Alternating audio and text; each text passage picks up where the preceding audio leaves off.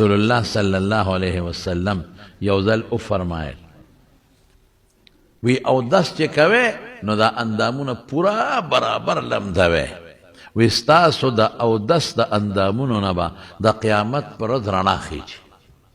دا د حضور پاک د امت خاصیت دی اودس د دې امت خاصیت نه دی مخکې امتونو هم کړی دی لیکن د اودس د اندامونو نه رڼا ختل دا د دې امت خاصیت دی دا ټکي اوس وری ښه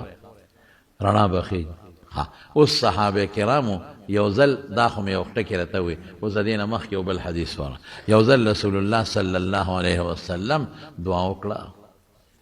وی الله زما رونه وبخې صحابه ورته مونږ ستا رونه نه یو وی تاسو خو زما ملګري یې انتم اصحابي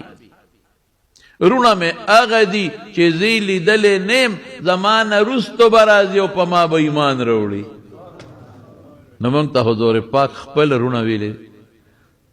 نو صحابه ورته تپوس وکړه د الله رسوله دا رونه به د قیامت پر ورځ څنګه پېژنې مونږ خو به پېژنې ځکه ستا ملګري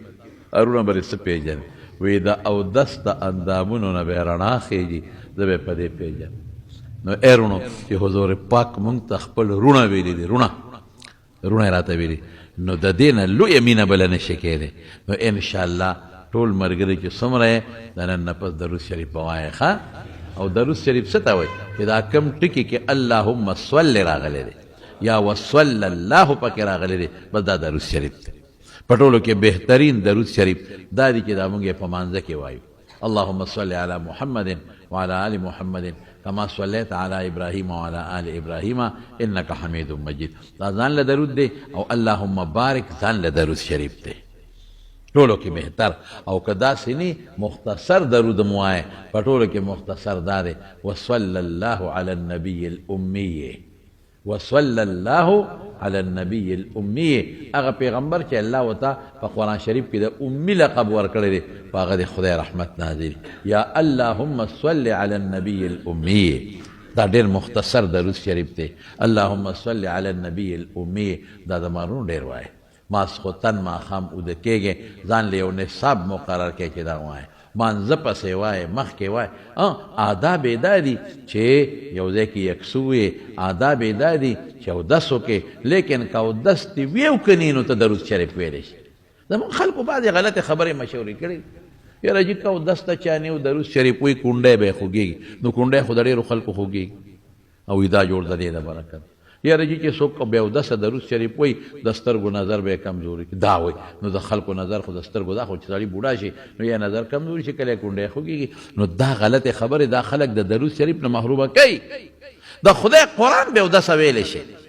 یاره قرآن شریف له به ګوتې نه وړې ذکر بې اودسه کولی شي نو درود شریف هم اودسه او بې اودسه هر وخت یې آداب دا دی چې تلاوت کې اودس ولا وکړه آداب دا دي چې ذکر کې اودس ولا وکړه بلکې قبلې ته مخ کړه دقه رنګې درود شریف د پاره دا آداب دي یکسو یو طرف ته کېنه ځان متوجه کړه اودس ولا وکړه دا بهتره خبره ده انشاءالله چې څومره ملګري او دوستان یې د نن نه پس به پکې خیر انشاءالله په درود شریف به شروع کوئ ښه ټول وایي زنانو ته مو وایو په خپله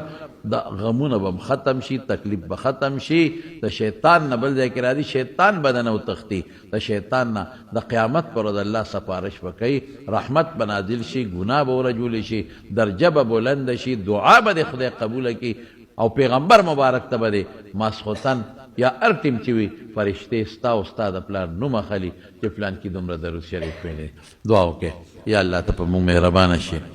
الله موږ لا درود شریف توفیق راکړي خدای چې کوم ویلي دي ته قبول کړي الله د رسول الله صلی الله علیه وسلم شفاعت هم نصیب کړي د هغوی د جنډې لاندې د قیامت پر ودرولو کې د هغوی د مبارک لاس د حوض کوثر هم نصیب کړي د هغوی د سیرت خدای مطابقت او د هغوی عمل زموږ نصیب وګرځولی د هغوی وړلی شوي دین باندې زموږ عمل نصیب کړي